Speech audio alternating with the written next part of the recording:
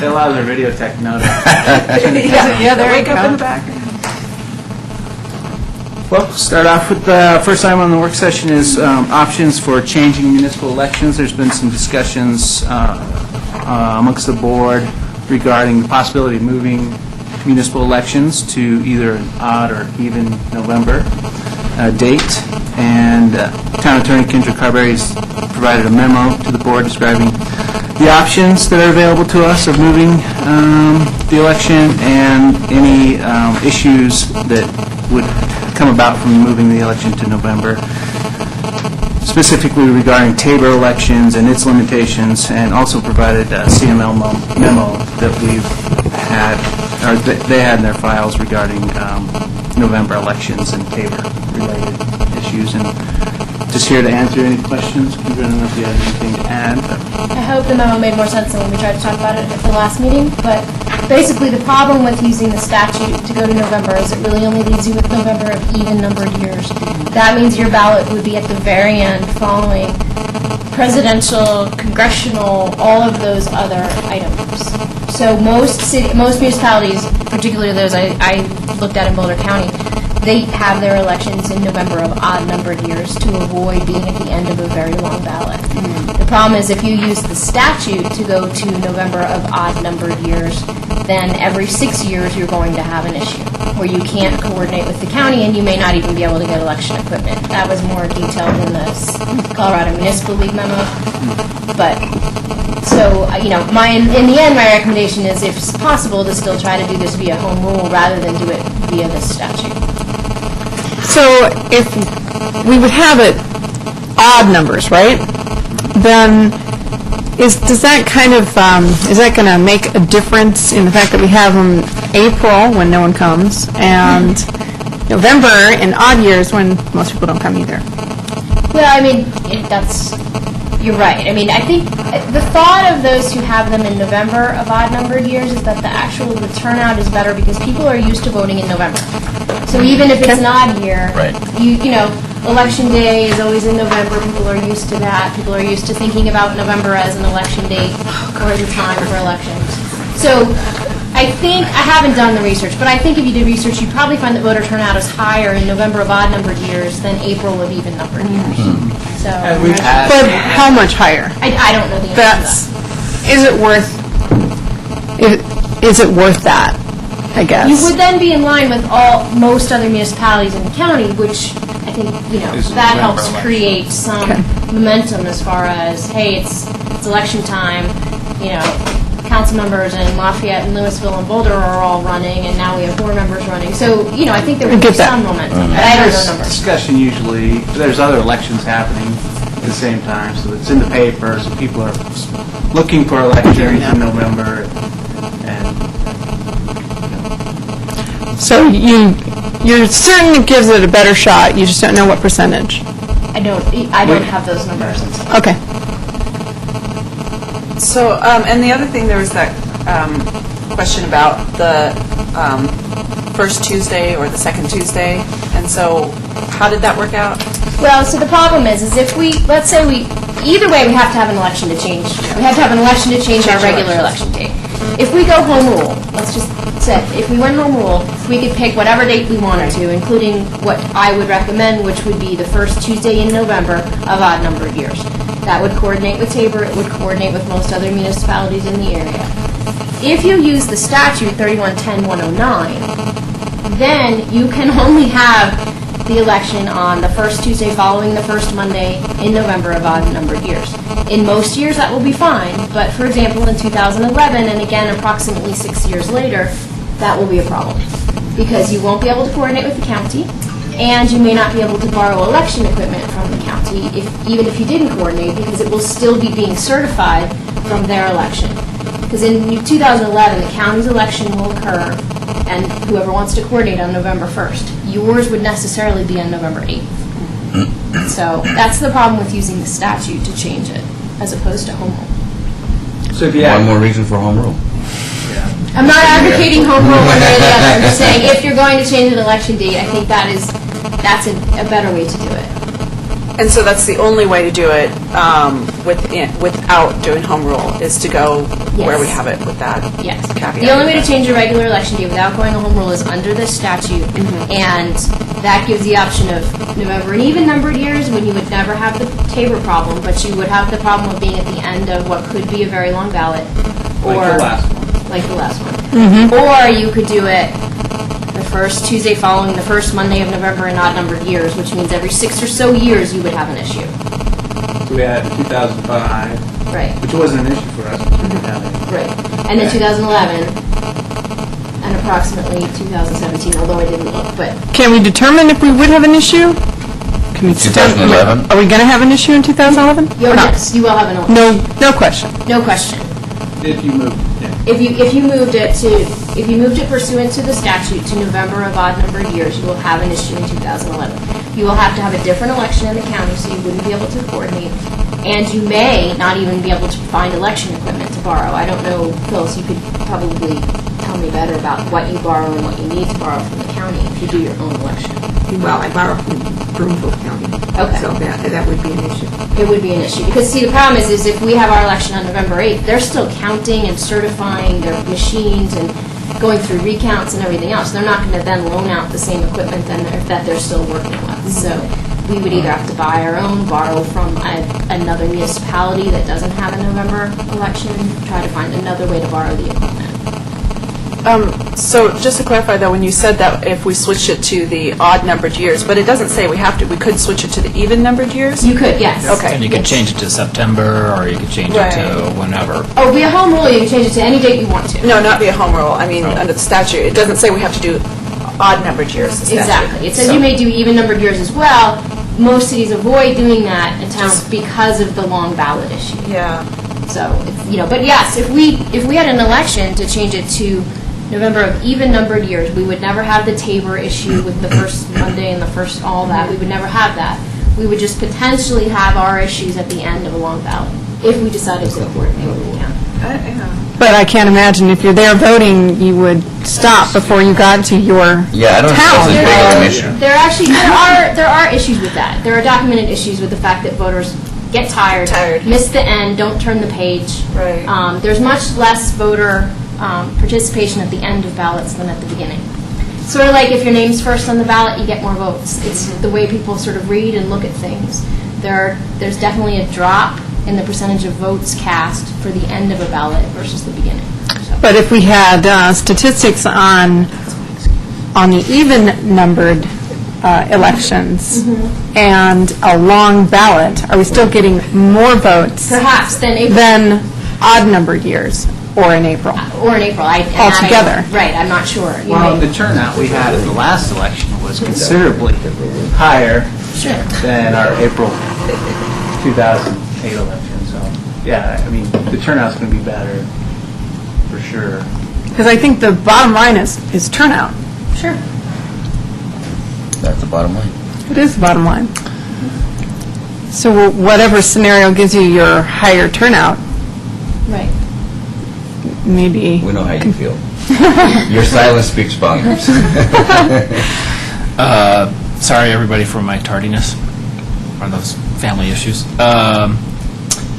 So I think a very good discussion. What I'd recommend see, well, if the attorney has any problem with this, otherwise I'd release this confidential memo for general public consumption. I have no issue Seems with like that. it's You a- would just need a quick vote. Yeah. We'll just take a quick vote during the meeting to Great. waive the privilege. Because I think this would be, if people are interested in talking about weighing pros and cons or whatever of home rule, it would be good to have this information. I agree. Certainly to the committee Absolutely. that's looking at home rule and Yeah, stuff, too. right, exactly. So they might say, no, it's not worth it, and we'll just change Yeah. our elections per the statute, so. Right, yeah, because that's another option at least. Mm-hmm. I think we should look into either way. If we don't do home rule, I think even go in the Moving it, right. even number years would Right. certainly. Worst comes to worst, all we're going to do is move to November, and we don't have anything else out of home rule. Yeah. That clearly would be, I Better. think, very beneficial for the civic life of the people and our residents and being able to turn out and participate. Yeah. So I think it'd be very helpful. Even at the end of a long. Yeah, that's Yep. what I'm thinking. Well, and that may, you're right, if the turn, I mean. You're going to get more people there. Sure. Okay. Great. Anything else about this particular issue? Thank you very much. I thought it was a very helpful memo, and I know that there's reasons why lawyers get paid money, because when I think I understand something, clearly I don't. So thank you for Well, I'm thank glad you I for was that. able to write it down for you because I wasn't doing a great job at explaining it last time either. It's really difficult to complicated, though. discuss until you have it in writing at least. Yes, very helpful. Thank you. It was very helpful, thank you. Thank you. All right. With that, should we move on to marijuana? She's in front of us. All right, thank you. So the next item for the work session is medical marijuana. This has been an issue that many of our cities, neighbor cities, have been dealing with lately. And the town has recently had an inquiry from a group or individuals that were asking about our specific licensing requirements and any zoning or restrictions that we might have. So we thought it best to bring forward to the board for a general discussion and possible direction as far as how you'd like to proceed. We have an attorney memo that describes the options that are available to us and any restrictions that come with each of those options. Basically, what you'll see in the memo is we have two options. One is federal law legally prohibits the sale of medical marijuana. And then the second is with the state law saying that it's legal for medical marijuana to be sold, whether you want to allow that, and if you do, what type of restrictions, either zoning or regulatory, that you'd like to see. So Kendra is available for questions as well with her expert from her office. This is Krista Eckhout from my office who helped me with the memorandum, and she's She's also the marijuana expert. So she's speaking on this issue at the Colorado Municipal League Conference in October, so I asked her to be here because if they're really technical questions, they may be over my head. So, and Matt asked me before we started just sort of a poll of what most municipalities are doing, and I would say it's pretty evenly split. Oh, really? Some between zoning and between allowing them, prohibition, not allowing allowing them. Some are allowing them with no regulation. Some are allowing them with a lot of regulation, similar to sexually oriented businesses or other, we'll put them in this zone district over here, or we'll require a specific license and monitoring and, compliance checks and all of those types of things. Others aren't allowing them at all. It's simply saying it's a violation of the Federal Controlled Substances Act, and even though President Obama has said he will not enforce that in states with medical marijuana provisions, it's still a violation, and until that law is changed, we have to abide by that law. So, right now, because of President Obama's directive, the DA is not going out and raiding these things and shutting them down. So, but, technically it is still a violation of the law. I was listening to the news a couple months ago. Los Angeles County, there's the fastest growing business in LA County. An astounding 500 clinics, quote unquote, that provide this particular service. And it's unregulated and it's getting out of control, so they're trying to figure out a way to regulate. I can imagine allowing it if it's unregulated. That's just. Yeah, in one county, 500 But there clinics. are a ton of options if we want it. If we decide What we want county? them, we can tell Los them, we can Angeles. say what zone Los district Angeles they would be County? in. We can require a license and a permit, scary one, and like I said, Well, yeah, compliance that's the whole checks. point. Yeah. It seems at the minimum you would do what you do for alcohol, at the very minimum. I mean, Right. The wants and needs of the neighborhood. Yeah, that's right, the wants and needs of the neighborhood, perfect. Require. Dr. Muckle has spoken. How close to the schools they are might be a big... Right, and that's what's definitely some cities are saying, they're a minimum distance from schools, libraries, churches, parks, places where children congregate, so. Yeah, But it's interesting the kind of symptoms that are now somehow finding their way into becoming Necessitating medical marijuana. like back pain. There's some unique things that I've heard. Confusion. Yeah, anxiety. Anxiety. No, seriously, no, this is true. This is serious. I believe the Medically anxiety speaking, I'd say part. that there's actually no role for smoking marijuana. You can have marijuana as a tablet if you want to, and some people use that for nausea, and that's a prescription medication. So, speaking, at least from my perspective, is that there's never a use for that, and especially when you have the active substance available as a pill without the toxic effects of the fumes. So, Okay. Really, and it's just as effective and... probably other medicines are much more effective for treating the underlying illness. But don't other medications have a lot of side effects that marijuana does not have? Not necessarily. I mean, No. people talk about using marijuana for glaucoma. Clearly, glaucoma eye drops work much better than that. And people with chemotherapy-induced nausea, there's certainly antiemetic medications that are much more effective. So, once again, I have a hard time. I mean, if I said that, wow, this is really effective, this is really a niche where it hasn't been filled, and you really need to have that available, I said, yeah, well, let's do the zoning. But medically speaking, I can see no role for that. To throw in one more factor here is, even if you all don't allow them or zone them, you will probably end up with deliveries into your town. So just, because what some are doing house calls, basically. So they're literally advertising in the newspaper that they'll do house calls. They'll come to your house and they'll do all that what they could do in a clinic or whatever you want to call it at the house. So, and that's going to be very difficult to regulate. Right. Kendra, do you know how many clinics there are in Boulder County? Boulder County. If you give me She one- pulls out the number. Okay. That's a big notebook. I have something on that, but it'll probably take me a second to find. I think they're a reasonable amount. I know because my neighbor just established one, and I live in unincorporated Boulder County, and there's an actual whole consortium that helps you set them up, gives you a pamphlet on how to set them up, what to tell the people that you're dispensing to. So there's an actual organization that you can go to have help. So. well, the other thing to consider is, specifically in our town, if they have a retail location that they could do this. And I was thinking before the meeting, I can't think of An the area. Centro property owners or Rock Creek Village allowing this type of use within there. But that doesn't mean we don't want to address it now. So how, if this is something that's supposed to be for medical use, what about taxes on this? That's why the cities that are allowing it are allowing it. Yeah. There are a lot of them, Because and you they do can make a lot of money. collect sales tax. And they collect sales tax. They remit to the state already. The state has issued them a state sales tax license. In most cases, I'm talking generally. The state will issue a sales tax license and does collect. So it's definitely financial, I think, for some of the cities that are allowing them.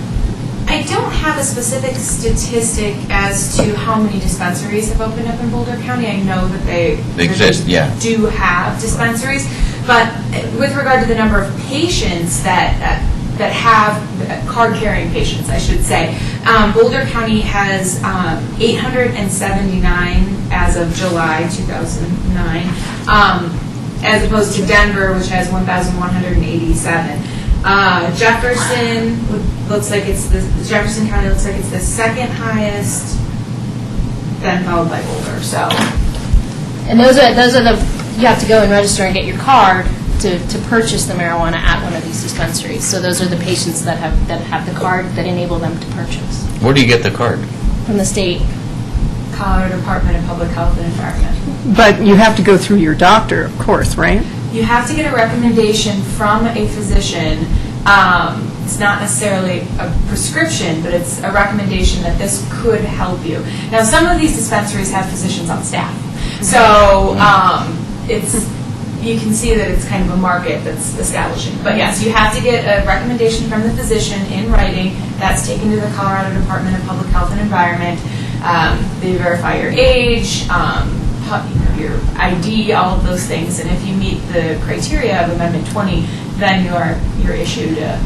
And do they do background checks on these people or not? They do not know. They do not. It's really interesting, though. But, so it sounds like there's enough of them around that if this was something that somebody needed in Superior, they probably are not more than about 15 minutes away from. I would say definitely. I think Longmont's allowing them already. Yes, right? they are. Longmont's doing it without any sort of Without any regulation. regulation whatsoever. That's surprising. And Boulder County, from what I understand, has no regulation whatsoever in unincorporated Boulder County. Yeah. Because my neighborhood, there's no, I'm not aware it's of not any getting counties- regulated. I'm not aware of any counties that have taken any action on it. I believe Eagle is considering it, but What about Broomfield? not to my knowledge, but I'd have to look into that specifically. Okay. My recommendation would be to follow the state and federal statutes, and where they may conflict, then to defer to the federal statute. Yeah, I mean, in 3 years, if there's a change in government, then it's very possible that we might have some sort of action taken against the town for allowing this, right? Or at I least think the worst yes, case it's a being shut down. possibility. I think it's unlikely just because of the sheer numbers. We'll probably be the last in line that anyone would go after, but But in yes, essence, sure. yeah. And I don't see that we're really so, tax revenue, we always like to diversify our sales tax base. But I'm not sure that we really need to diversify into marijuana. Yeah. I think if we're trying to really encourage family-friendly town, that might not be something, at least now that we're To put on the town ready to put on website. the, yeah. I would much rather everyone go buy it illegally. No, I'm just kidding. Strike that from the record. Just want to let you know that was your outside voice and not the inside voice. No joke, everybody. I am joking. Well, that's very informative. Thank you. Appreciate it. And do you have a feeling that the federal government is, it seems like state by state this is moving it in the direction that they're going to allow it. I don't see the federal government budging on this anytime soon, but that's just Yeah. my personal... Speculation. I don't know why they would need to at this point, because if they're basically just going around saying we're going to ignore the states that allow it, then And we'll continue to track it, and if we see something at the federal level that starts to change, we'll make sure and bring it back to the board's attention. Okay. sure. And another potential is, I wouldn't be surprised if we saw some state regulation on this, relatively soon, because it is being completely left at the local level at this point, which is going to create all kinds of different standards and whatnot. So I wouldn't be surprised if we saw something at the state level, and that might make it, a little bit more bearable for a lot of municipalities. And if we're not home rule, then we'll be stuck with whatever the state tells us to do. So, And have any police or sheriff ring in this? Yeah, so They the have- sheriff's How I feel position- about well, our personnel here in town believe that we should not allow this. Well, it puts the burden on them. Oh, okay. And you can always, say that future town boards want to move into that, then you can clearly do it at that time, but it's really hard to reel it back in after you Yeah. start allowing things, so I'm not sure even the time is right, so I don't know, do we need to promulgate something here at the town board level, or? well, it would be. I think we have your nuisance code that talks about it being a nuisance, and it might be cleaner if when we're redoing the land use code, if we specifically stated that any use in violation of federal law is prohibited. So we're not addressing this. We're not picking on this as opposed to something else. Right. But that would be clearer, I think, since we're already redoing 16 anyway, the land use code anyway. It might be a clean way to just say, you know what, any use not permitted by federal law is not permitted in the Yeah. town, in any zone district. And then, then we're covered. Then you're done with it, yeah. And then if they change the federal law, then we can revisit it without having to have a code amendment Great. necessarily. That's a good idea. I do too. Okay. All right, just need to put that on the tickler file On the to list. add that, Yeah. Yeah. Great. Well, we have time to go through the 28th agenda items, I guess. And thanks for coming in with all your Yeah, knowledge on please. that. Yes, thank you very much. If you Appreciate have any it. more questions, she still has that notebook. Okay. Samples, all that other stuff. Here you go again. So we have a couple of items coming up on the meeting of the 28th. Of note is Chapter 16, Section 191 of the Land Use Code. Actually, Mr. Kuffner submitted a request to the Planning Commission to have two specific items within that section amended. That's lot coverages and side setbacks for medium and low-density residential. So the Planning Commission will be hearing that tomorrow night at their meeting. And then the first reading for the board would be an ordinance, would be on the 28th, with the second reading to follow in October. Okay. And then we have the change order for asphalt and concrete repair that's coming up. With our overlay that we had some additional costs that we need to bring back to the board to consider. And then the last is presentation for US 36 Commuting Solutions Group, which is the business and local government group that coordinates a lot of activities along US 36 for us. They're going to provide a presentation to the board. Great. In terms of the change order, do you know the size of that magnitude? I don't off the top of my head, but I can get that to you. And was it additional work that the town requested, or was it something that was found in the field that required additional? It was something that was found in the field that required additional work. I'll get the specifics out to the board this week. Okay. Very good. And then, let's see, I don't know if you want to go through the weekly digest at all? Sure.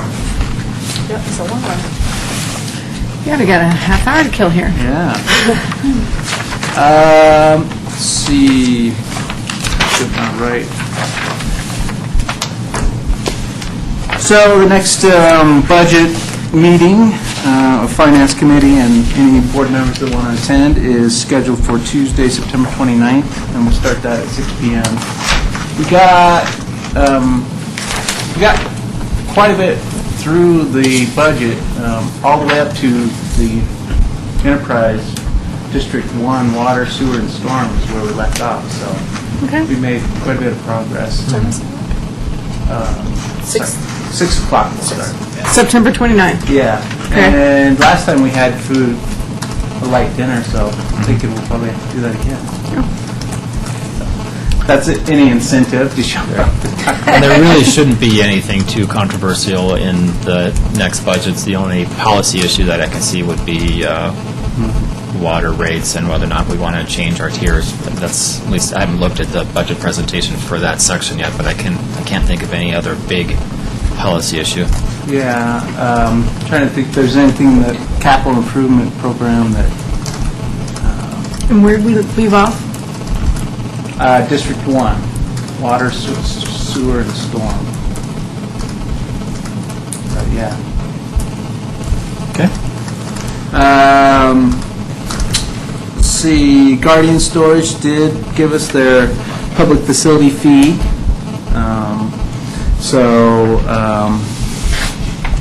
We still haven't received the final plat as far as recording it, but they don't have to give that to us at any certain time. But we do anticipate that they're going to give us their final development plan to start that through the process. So probably in the next couple of weeks, I would expect we'll receive that submittal.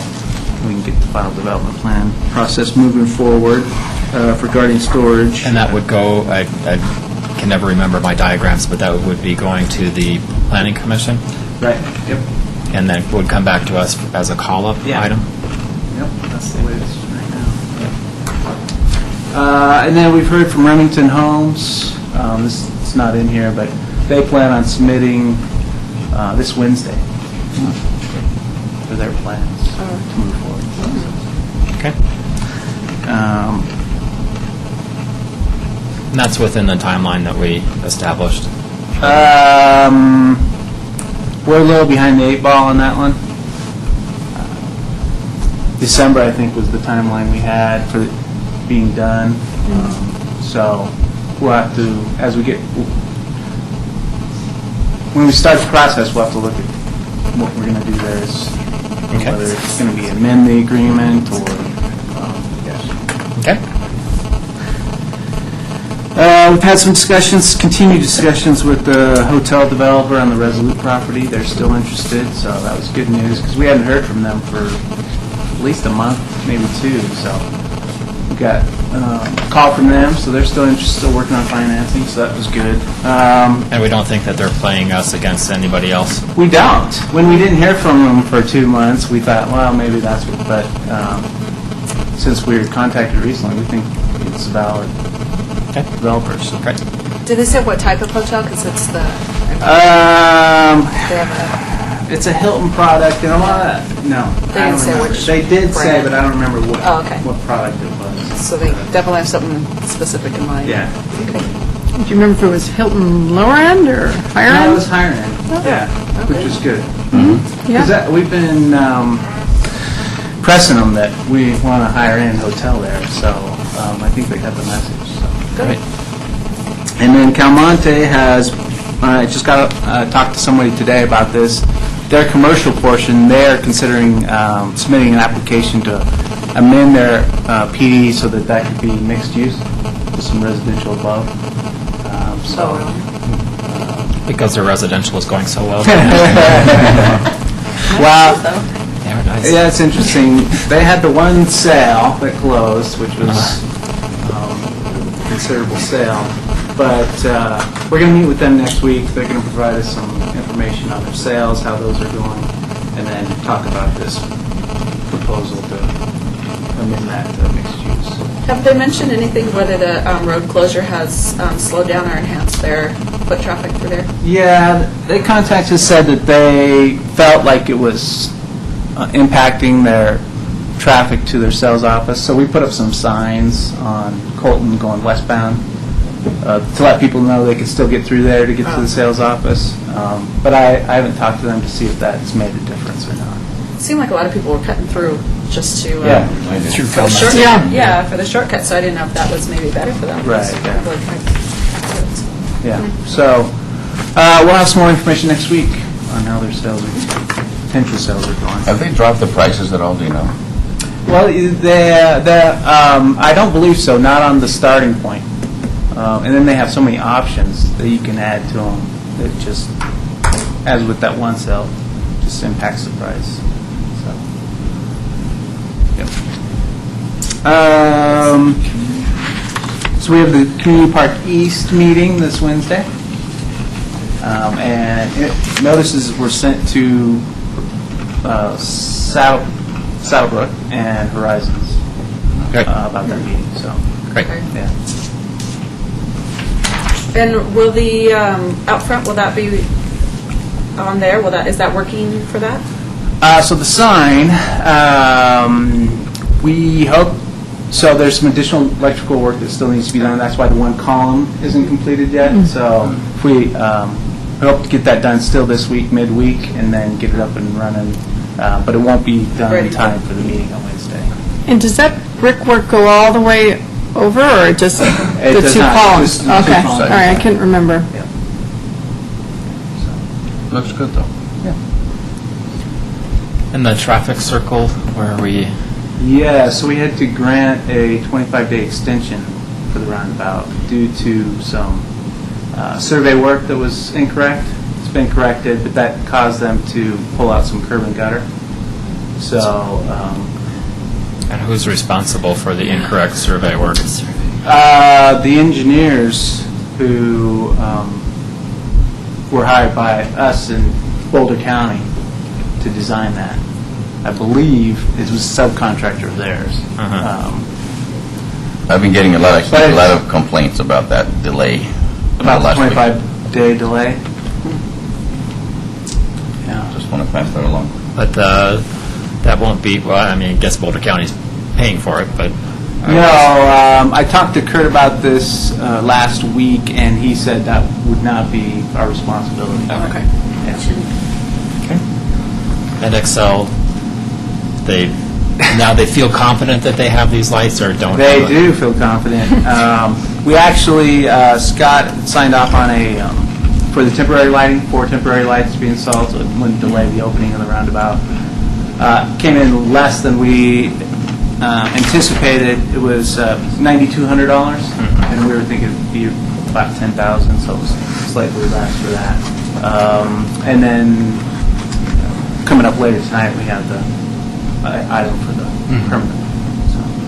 Can I say one more time how unfortunate it is to work with Excel, where they say that they have their lights and now we incurred $10,000 because they, oh, by the way, actually we don't have the lights. It's just so Well, who's incurring? frustrating working with them. Who's incurring that 10 grand, though? Yeah, right, exactly. They work like a monopoly. That's a good question. Because that was my main question for, on the consent agenda on that particular item. Yeah. Do you have that information? When we get to the regular agenda item, Kurt will be here.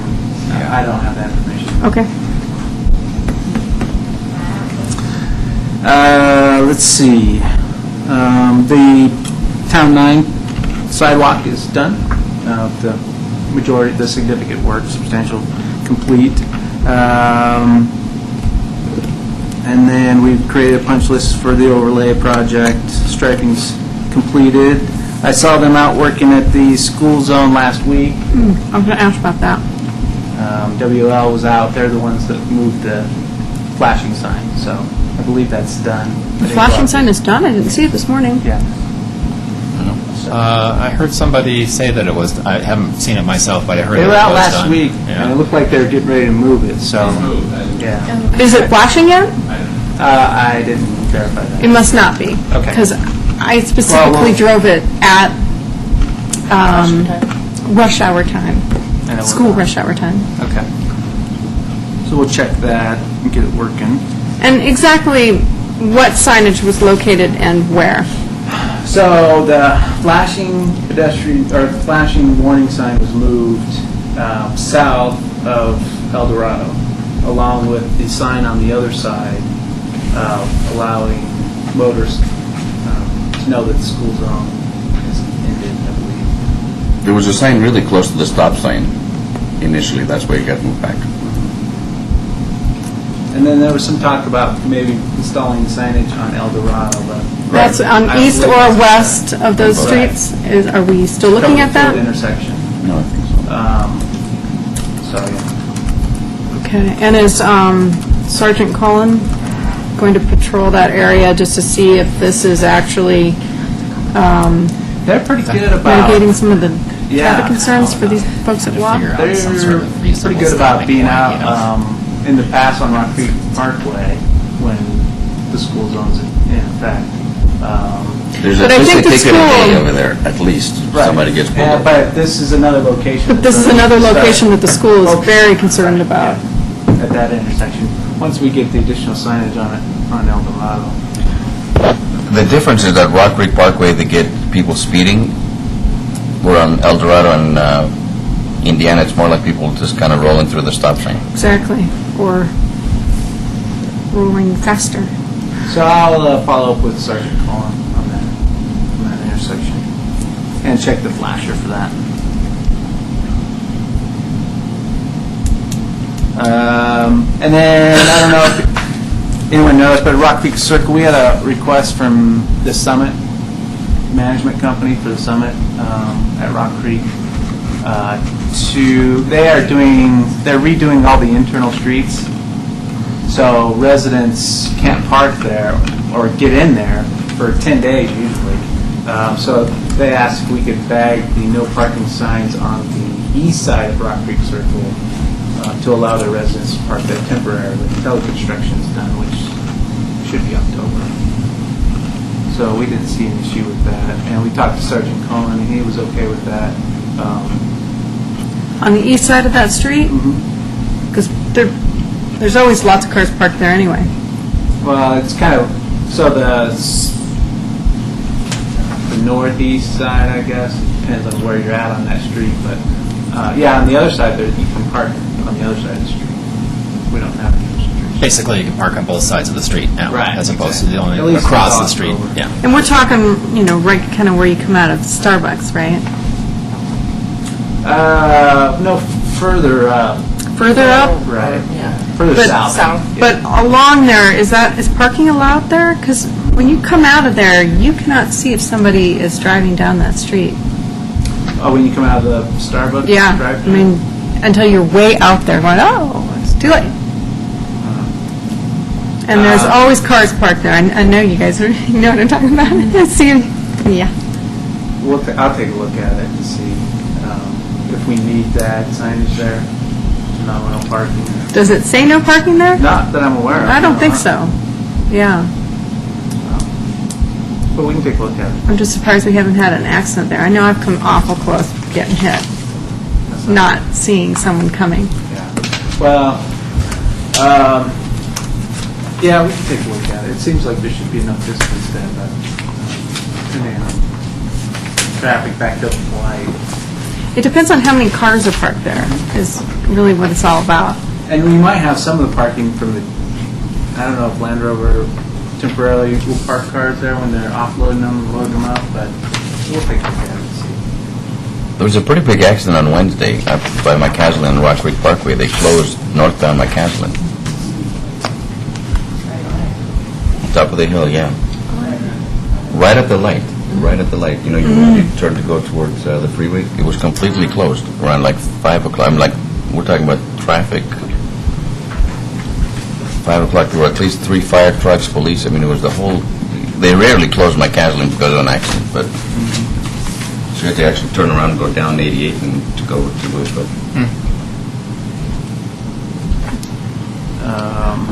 If only it was a traffic circle. What's that?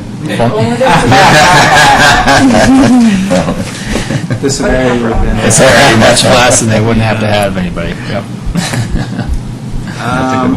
A reminder about our dinner with Boulder County Commissioners, September 21st at 6 p.m.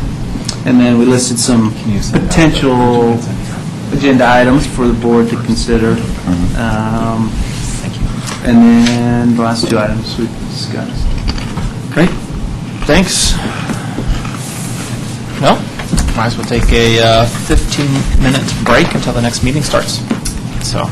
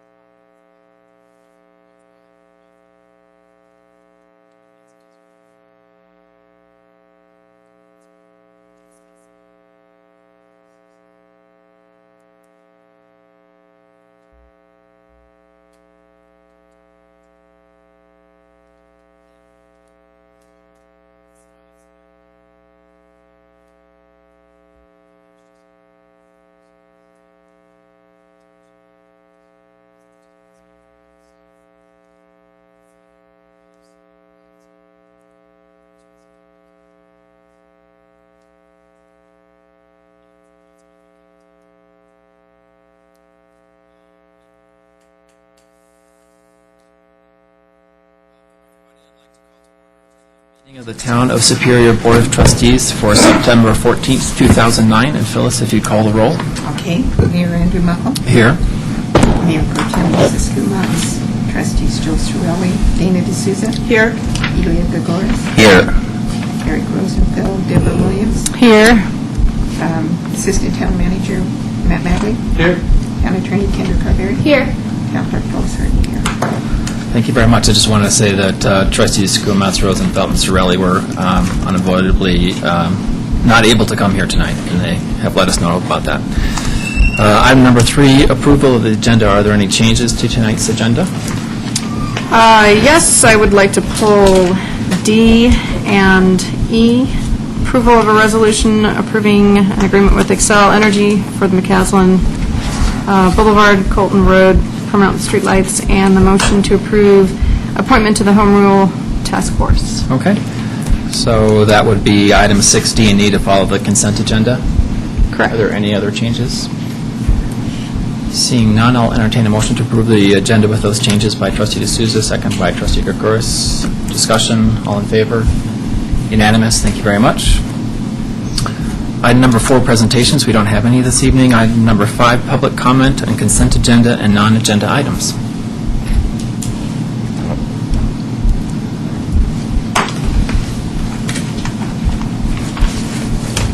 Jim Payne, 2475 Clayton Circle. I serve on ProStack as its chair. Just wanted to call to the attention of the board and anyone watching that Wednesday at 7 p.m.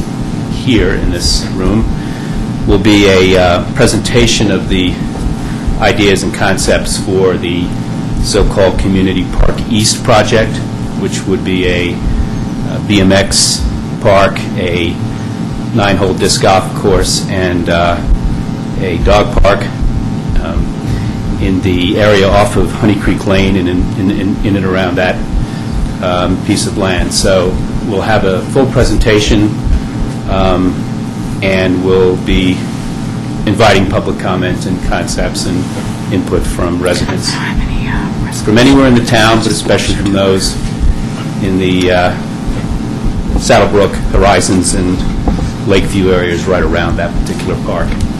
Great. Thank you. Thank you very much. George? Good evening, Mayor, Board. I don't know how to express myself on this, but I think you rubber stamped our Superior speak paper or centennial, whatever you wish to call it. The 24th of August, the town manager sat right there and said he was already going to the press, but he could pull an article on the home rule. 3 days later, you had to have your applications in if you want to sit on that board. To the board that you haven't approved yet, that you're trying to get them to give you an idea how you want to vote, which I can tell you how you're voting already, except for 2 on the home rule. You've already expressed your opinions about it pretty thoroughly. And I'm not too happy about that, because we had one board member say that we wanted many pros and cons together, and we're not getting this Wait. according to this newsletter. I think that we'll be discussing that exact issue here as part of 6E as well, so. Okay, well, I won't say more about it. No. You understand where I'm coming from? I do. Absolutely. I'm really upset about 3 days. And you rubber stamping this that quick. People should have more opportunity to do this. Not that I want to, because I'm just so new. I'll put my 2 cents in just like the mayor does. That would be great. Thank you. Any additional public comment on consent agenda or non-agenda items? Seeing none, then let's move to item number 6, which is the consent agenda. And remaining on the consent agenda is approval of the minutes of the August 24th, 2009 meeting. Acceptance of the minutes of the Parks, Recreation, Open Space, and Trails Advisory Committee meetings, and an approval of a resolution amending the lease agreement with Rocky Mountain Fire Protection District Station Number 3.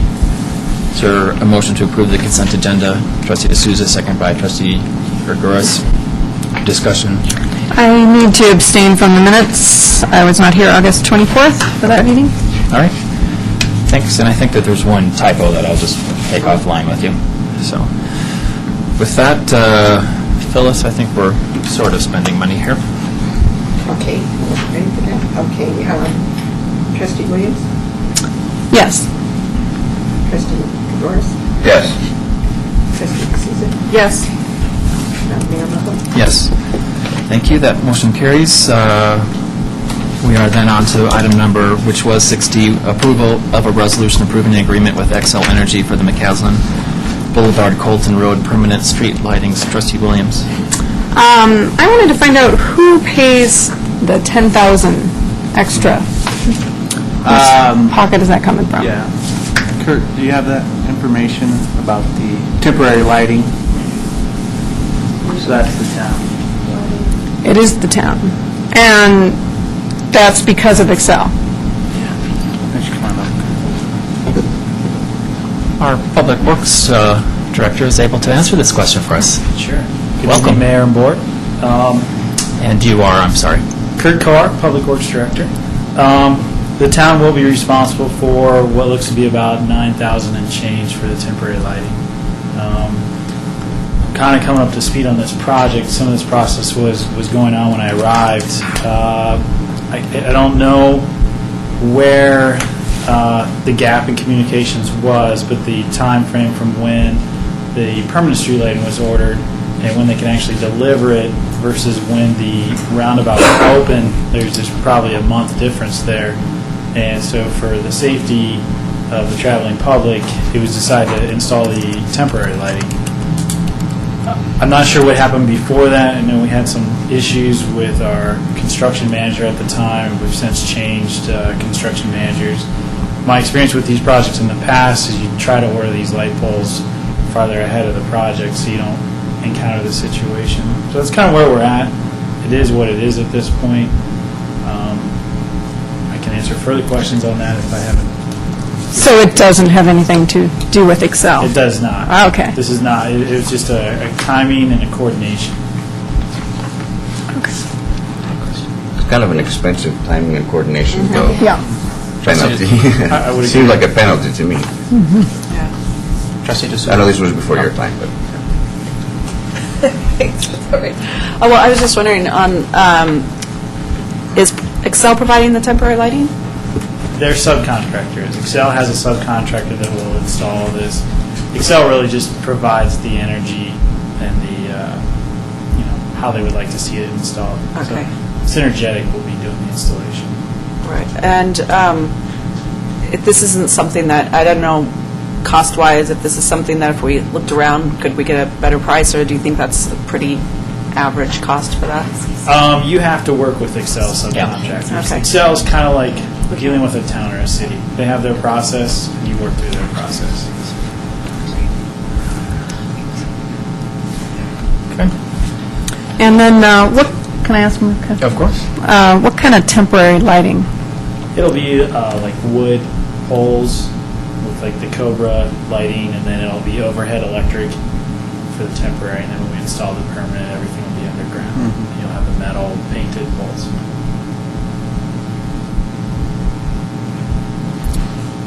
So visually, it'll look very different. The temporary will, yeah. Yeah. It will look a little rough. Temporary in nature. Yes. And how long will it be up? Given the way the project's moving right now, I mean, the difference might be about a month, I'm thinking. I'm just kind of estimating from what I'm seeing. They said 8 to 16 weeks for their lead time, and the PO's just now working through, opening through Excel.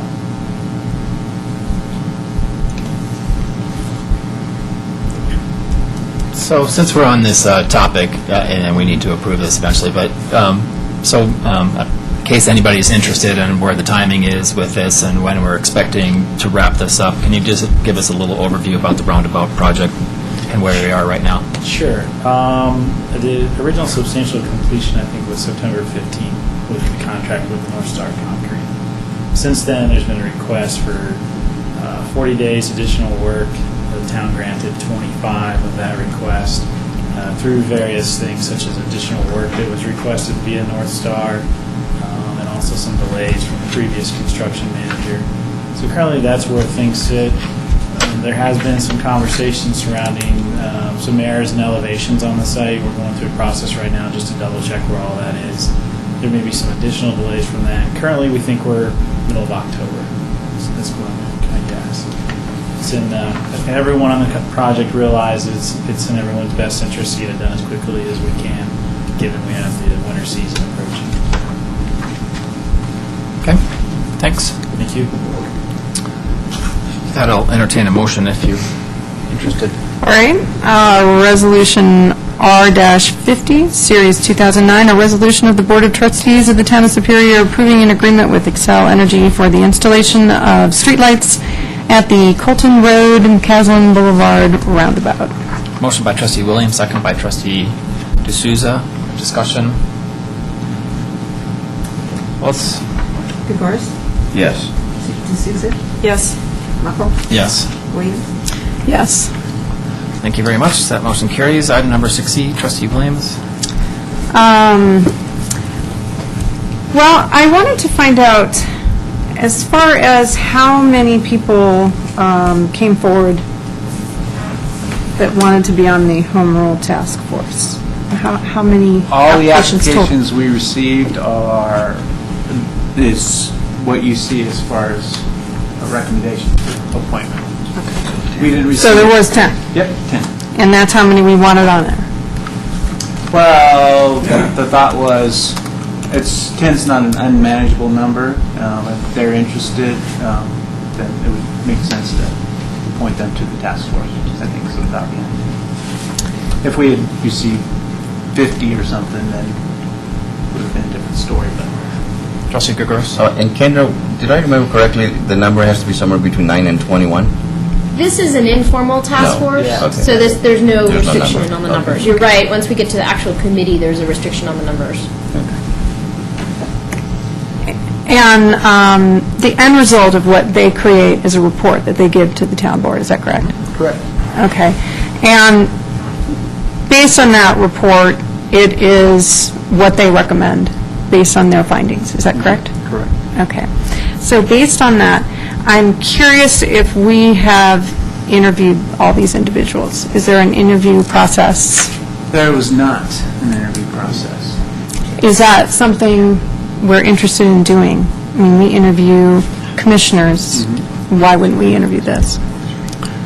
So this is my thinking about this. And actually, I'm not, I'm taking a slightly different take on this, is that the more the merrier, and that as much as the town can divorce itself from any of this committee, the better, because I don't want to see that we're trying to coordinate or selecting people that we think might be in your particular side of the camp or not in your side of the camp.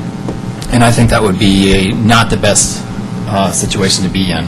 And that's not what I'm proposing. What I'm proposing is I want to make sure that the information that I get from this report is an unbiased report, that there are as many pros as there are cons. Otherwise, it could be skewed one way or another.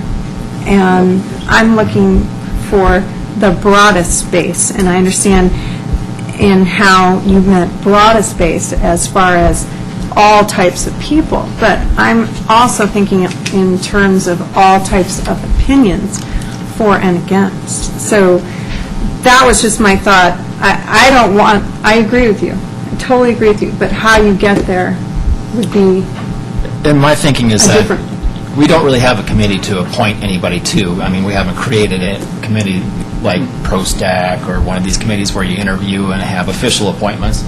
We don't have a... Resolution We don't creating. have... Yeah. What's that? You have a resolution typically Right. created. Right. But we currently don't have We anything don't. on We have like that. So I think the broader perspective is better, and I think the broadest perspective is as many people who would want to come to that meeting. I mean, I would love to have the problem where we had 50 people who wanted to come and participate on that. That would be a fantastic problem to have. I'm not anticipating that being the case. And so as many people that would want to come and give their individual perspective on this, I think would be very helpful. And once again, as much as possible, the board not participating in that, I think, would be best. So I had a conversation with one of the people here who said that, they could start coordinating by themselves without having the town participate coordinating meetings and trying to set up time, and really the only thing that they would need from the town is if they needed some either legal advice or some staff time to research different documents and have that provided to them. But once again, the report would be, do we want to move elections and that's all we want to do, or what are the pros and cons of home rule, and then have the board then digest, hopefully, this completely independent body's opinion about that. So I think that would be productive. So we gave it 3 days, right? No, it might, I'd have to go back and look. It was on the website for a longer period of time, from the point of when it came out in the newsletter, may have been 3 days, but I have to check, what month do you have there? September. If we generated 10 people in just a few days, imagine if we let it go another week or two, how many more people we would get. And I agree, more the merrier. Yeah, and I don't think that, I don't think once again, we're not coordinating those meeting times, so at least I'm not recommending that we do. I'm not thinking that they're going to be able to coordinate within a month, maybe a few weeks. And so I would forward everybody who was interested in this and send them, a copy to whatever this committee is, and so they can participate in that. So I'm assuming that we haven't had more applications since. We have not. Yeah. It's just been the 10. But they thought it was closed, correct? we'll at times get requests past the deadline. We've done that in the past for planning commission, and we've considered those. So we haven't received, but you're right. I mean, somebody may have seen the deadline and said, "Oh, I missed it." But even if you appointed these 10 people to the task force, there's nothing preventing somebody from coming down if it's here at town hall and participating either. Or adding more members later if Right. you get more interest. So. What would it do if we decided to give it another 2 weeks and approve this at the next town board meeting? What would it do to the schedule? Well, right now the schedule is a December 1st deadline, which So could always not be much. extended. But the board has to start taking action starting in January That's right. if they want to start moving forward with the process. That's the reason for the December 1st deadline. So they're already kind of up against a close deadline, in my opinion, for what they have to go through in addition to their normal daily lives. But so 2 weeks may not seem like a lot, but it could potentially, as far as coordinating the meetings, and getting the word out, getting people here. Trustee Gregouris. So given the time constraints, I would be in favor of making the motion to approve the appointment of these 10 people, but leaving the door open for any subsequent citizens that want to join at any given time in the And we process. could continue to advertise if To that's the way advertise the board more wants to easily. go. Advertise the meetings and try to get as many people down here that want to participate in the process. And Trustee D'Souza. If you wanted to go. Well, I was just going to say, I don't see the need that we really need to appoint anybody, and that, if these 10 or 11 people are interested, great, and we continue to advertise, and we just would send them off to this hopefully independent organization that would, of citizens that are not involved with this, might have pros and cons, and get back to us. So I don't, if we feel like we need to do an appointment, great, that's fine, but once again, I don't see that it's absolutely necessary actually to do that. Trustee D'Souza. And I agree with the mayor on that. I think for this that, because it can be a very controversial issue, and I think if we're just asking to sort of get a feel of how residents are feeling, that the board should probably stay away from this as much as possible. I know on this list already that there are some that are for and some that are against, but my hope is that we actually get people who are neither, who just want to find out about it. And so I'm not sure what we would interview people for if we were to have an interview and things like that. I'd rather that it's just anyone who's interested in finding out about it, who wants to see if this would be the way the town would go, or for people who, maybe do have an opinion one way or the other. George made the comment that he's against it, and so he wouldn't be on the committee. I would actually hope that you would be on the committee because you have an opinion on it. But again, I would hope that we can leave this open, and that maybe we can encourage more people to join, and that when we have a date, maybe start with these people and say, this is the group that so far has gotten together or is looking into it, and when they have a date, when they want to meet, maybe we can advertise that date. But I agree, I'd rather not do something so formal as appointing them. I think that if we stay back and let this really be a citizens' interests group, that it would be better off. So, let me see if I understand what you're saying. You're saying that you're not for actually appointing them. You're for setting up the task force and leaving it as an open-ended. I'd say helping to facilitate it as more than really appointing anybody. Asking people to come and take a look at this, and if they need help from, as the mayor said, with either meeting space or the attorney or something like that, that we could provide that, but that we leave it something that's completely independent of the board.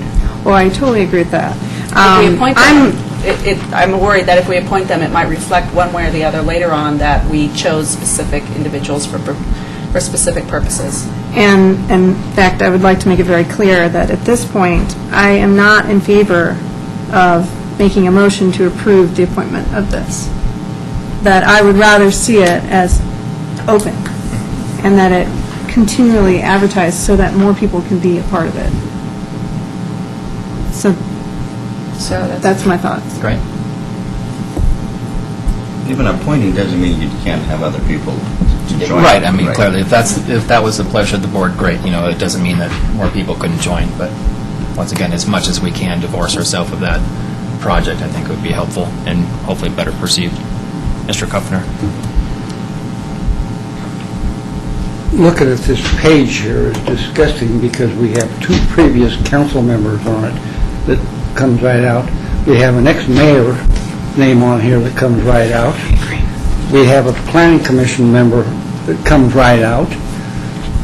I think this ought to be extended so people have an opportunity to apply and eliminate these names. It's bias for the ex-council people to be on there. It should be, more than 10 names. We all agree on that. Let's don't set a time date. Let's open this up for 2 weeks like it's supposed to. Let's don't railroad something through there, Eli. And that's what it was done. The newsletter can come right out. The town manager came out and said, this has already been published, but we can pull it if we board decide to, okay? 3 days later, I received this the 1st of September, and by Friday, you had to have your name in, and there isn't. Some people were out of town. They didn't have an opportunity to put their names in. I think we all agree to open it up. Everybody's in agreement as far as that's concerned. Yeah, let's don't put the names down there, though, because that's blurred like my name right standing in front of this podium to you, Yeah. Same difference. I completely agree. Let's keep this open on the board, please. And secondly, Mayor, would you... Your application is well received, thank you. We'll let you know the meeting days. Would you do me a big favor, the board? You put this in the newsletter about the home rule and retaliation. Can I have Percy Conroe's letter that was written to the Boulder Camera and to the Louisville Times pertaining to this home rule over here in Superior?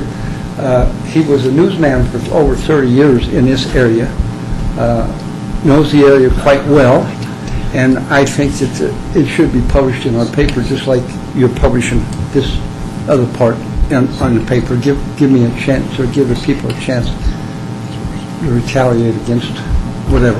Hopefully, okay?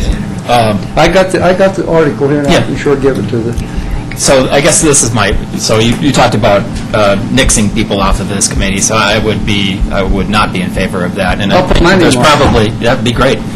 And once again, I know people that are on this list who are not in favor of home rule, so I think that will hopefully be a good discussion. That's very true, and like I say, it's been defeated twice before, and we keep bringing things over and trying to push it up and push it up. You've been here 11 and a half years. And who knows? 11 and a half years, Mayor, and I've been here over 20 sitting down here. Yes. Listening to all these conversations night after night. And who I knows? ain't forgotten.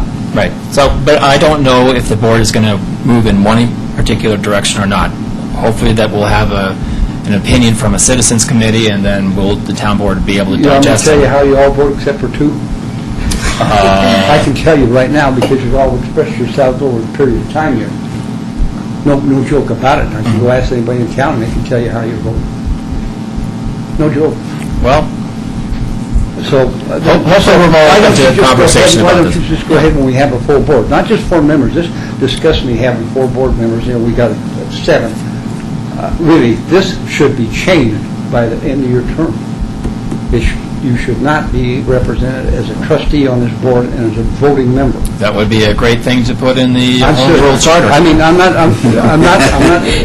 I'm not against it if you hadn't run previous years as a trustee, don't get me wrong. You know that- I don't have nothing against you, but the rules ain't right there, when the state law says it's a We should probably move on, but I have to Okay. say that your point is well Okay. taken, Yes. and actually that is exactly what could be specified in a home rule charter. So, It could be done by ordinance like it was done when... yes, when but it Susan doesn't have the Spence- same, it doesn't have the Susan Spence same was the mayor there. binding power. Susan was here and she wanted to vote. That's how that could come in, that Okay. ordinance. We got the other ordinance. Got it. The way the town existed for 60, 70 years before we had all these newcomers come in. And that's what hurts. That's new commercial. I- Yes, please. I'm sorry, can I just Yeah. make one comment on that? And to anybody who's watching, I really hope that people do get involved because, as George has pointed out, we do have our own opinions on this, although, and I've said this before, I don't really have a strong opinion one way or the other. And at this point, I would really like to see, I'm glad that we're not voting on this right now because I would like to see what citizens find about this, or if they have a committee and get together, I'd like to find out what they think. So I think it's very appropriate that we set up a committee, ask people what they think about it, because we have opinions, let's see what the rest of you think. So I'd be really happy to have people join that committee, as many as possible. Great. Mr. Payne? Okay, Jim Payne, 2475 Clayton Circle, a question and a suggestion. The question is, I'm just curious, particularly since you're sort of moving this away from the board, which I understand and makes sense, but will this committee be operating under the kinds of ground rules that the advisory committees operate under? Public meetings, sunshine laws, hosting meetings, publishing minutes? I think they should, if it's a truly open process. So I just suggest that, and then I ask that, and then my suggestion is, one of the problems, in addition to the short lead time that George has mentioned, is that it wasn't really clear what's involved, how much work, how many meetings. Perhaps, suggestion, take the 10 that have come forward, let them, not getting in any recommendations, but simply organize the project over the next 2 weeks. Say we're going to meet on such and such a basis, so many hours of work is required, so people know that, and then invite other people in on whatever basis you think. That's a great idea. Yeah, it does seem very intimidating, the process. If you didn't know anything about government, but you still wanted to be part of your town, you may not want to get on this committee because you're a little Well, intimidated. there's also a lot of confusion, or some confusion. I was confused over the difference between this and the task force, the charter task force that had been discussed, because that was clearly defined as a lot of work and a major I think responsibility. It's also very formal, right? So this is a little bit different. I don't know, is it going to meet once a week, once a month? I mean, let the 10 that have come forward determine that, organize it, then let other people in so they know what they're getting into. So you're going to join? If I know, but I will if I... And the advantage of, not really appointing anybody and have it as a, relatively informal is that you don't, if you miss a meeting, is anybody to say, well, you missed a meeting? I think it says, if you can make meetings, great. If not, but once again, I think the organizational structure here is important, but once again... If it's every Wednesday night, I already have BOSAC and PROSAC on Yeah. two of the, so... Yep, Other people have that same situation. absolutely. Other comments, public or from the board? So my recommendation is not to take any particular action on this item with the exception of some staff direction to help coordinate with the members that have expressed interest and continue to advertise through all our media and then try to help coordinate meetings. Is that clear enough? It is, and, we'll be relying on the the citizens to, as far as determining the times they're going to meet and just letting us know so we can get the information out, basically. Yeah. Great. So it's more invite instead of appoint, I guess. Yep. Invitation and facilitation. All right. With that, So do we need to vote on this? I don't think we need to. It's just staff direction. Okay. With that, reports, questions, and issues. Trustee Williams, would you like to start? Sure. We didn't have an OSAC meeting due to lack of quorum, so I don't have anything on that. I attended the Chili Fest, and it was a very fabulous time, only it was raining, but despite that, it was a lot of people there. I was very surprised, so it was a very good time. And I wanted to commend all of our town staff and our many volunteers for putting on a very fantastic festival, and I realize it takes an enormous amount of work and dedication and planning and organization to pull this off, and it seems every year it gets better and better. So I just wanted to give major kudos to all those folks that helped out. Then, on another note, I've been attending the SIT committees, which is School Improvement Team at Superior Elementary and El Dorado K through 8. They've had their first meetings this month, and one of them, the Superior meeting, did want to know what was going to be done about the aggressive drivers coming to, well, not really stopping, on El Dorado and Indiana, but we've been talking about that the flashing sign is going to be moving more south, Right. and we are going to have more patrolling by Sheriff Department, correct? Yeah, I'll talk to Sergeant Cullen about his schedule for enforcement in that area. And double check on the signs on El Dorado on that street. Okay. The sergeant didn't make a firm commitment. He was here last time because we asked him about that. So, I mean, I think they're concentrating more on Rock Creek Parkway, but it would be good to, Okay. maybe once a week to be on the other side too. Is there any way that we could send a message to Sergeant Cullen to maybe attend the El Dorado SIT committee and talk to the folks there? Just once? I'll ask him, yeah. I'll ask him. He's always been... He's very accommodating. Yeah. Yeah. I think that they would really enjoy that. Okay. So I'm hoping that as far as the Transportation and Safety Committee, that we'll revisit it in a month and just see how this particular solution has worked for that area.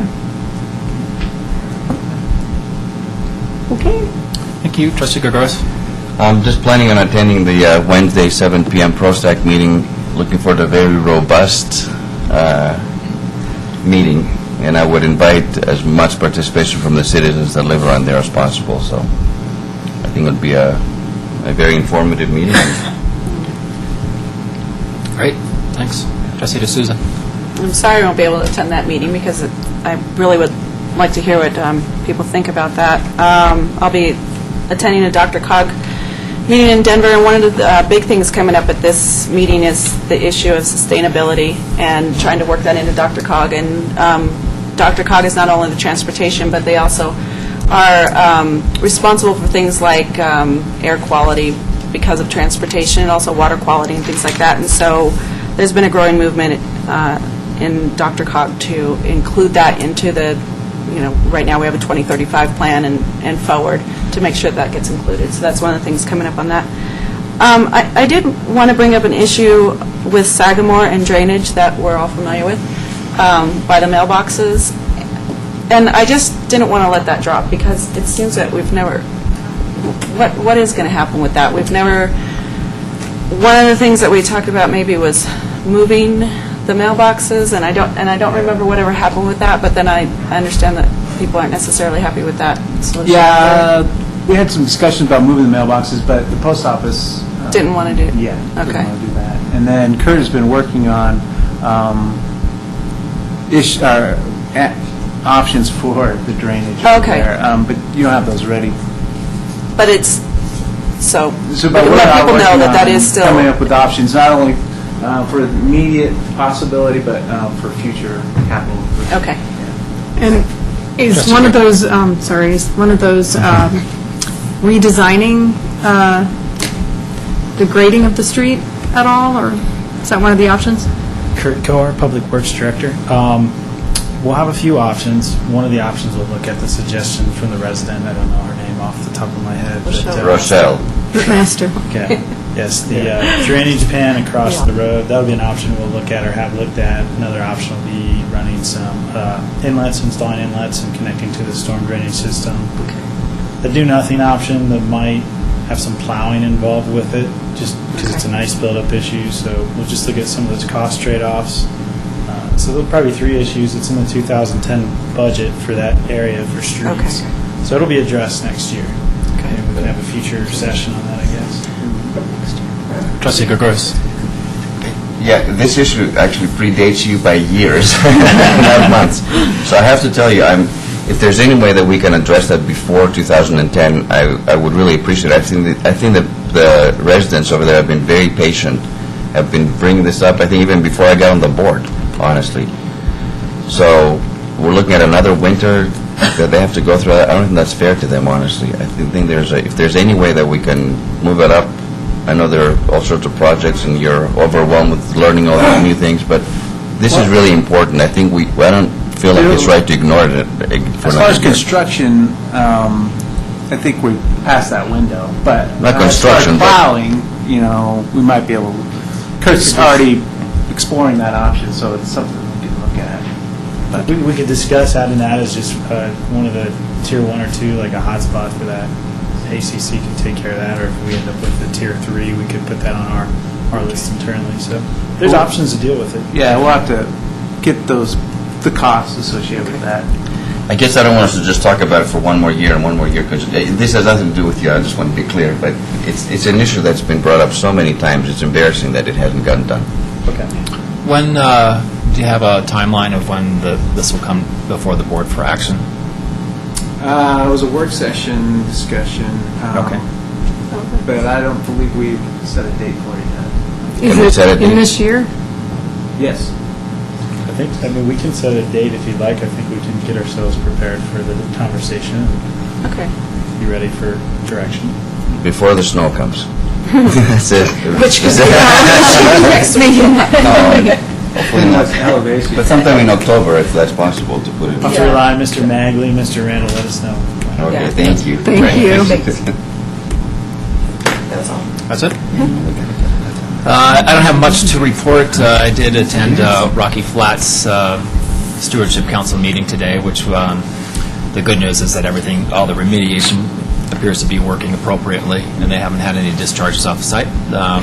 They're correcting some treatment systems, but that also didn't have, they're analyzing the appropriate treatment for nitrites, but fortunately everything water quality has been protected, and there hasn't been any releases off the site, so that's great. We did touch upon briefly the Jefferson Parkway. There's been a request for the 300-foot buffer area along Indiana from the Jefferson Parkway. The Rocky Flats Stewardship Council has decided not to get in. I mean, we all have strong feelings in the room, some for and some against the parkway in general. And instead of bogging down the Stewardship Council with that discussion, we decided just to look at it on a technical basis to make sure that the monitors that are in place aren't disturbed and there wouldn't be any environmental issues associated with any construction. So, and I think that's the highlight. Sorry I missed the Chili Fest. I heard it was well attended despite the poor weather, and I also would like to congratulate staff and the volunteers for a job well done. So, Mr. Magley? I don't have anything additional. Ms. Carberry? I don't have anything else. Ms. Hardin? I don't have anything. All right. Anything else to come before the board? Can I say something, sir? Sure. Please. I asked about moving item 7 above the Yes. presentations of consent agenda items, so if I wanted to address a question like that come up about Rochelle Rittmeyer up here in Sagamore, I could do so. Yeah. It's a good suggestion, George. We haven't taken any action on it. Not only that, there's other things Sure. that come up. You're Dr. Cog, I might have some questions about that, same as you. I think that's a good Think suggestion. about that, would you please? Is And that then right? I'd like to, I'm going to try to get a hold of Eli and maybe the new public work director, and go over some of these things in town here, come up shortly, that can be done, that needs done, that I know that there's people here. So, But I'd like to... yeah, so the agenda, I think we can experiment around with this. We've had that. I was going to say, didn't And we I think we move moved it? it. We Yeah. moved it. Two, we had the issues and questions and then reports. Right. And then we took and Put them combined together. them into one, so we didn't have two places on the agenda, Mm-hmm. and it was left to wherever you wanted to put it. So Right. this is how it ended up. But wasn't it because of citizen requests that it be put at the end? Because, as I recall, one particular citizen complaining that they didn't want to listen to it, so... Very true, how many's here?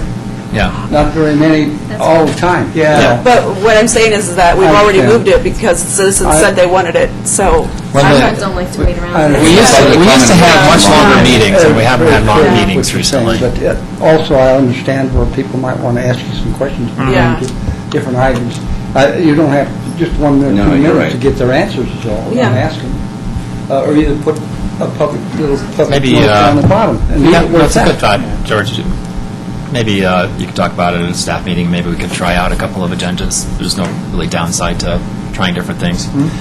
You are right, though, Trustee D'Souza. At one time, when we were having controversial and long meetings, people didn't want to have us talking for an hour at the beginning of the meeting when we're fresh and want to talk a whole bunch, and then have to wait for their agenda item at 10 o'clock at night. So there's always trade-offs one way or the other. So, but I don't see any downside to trying.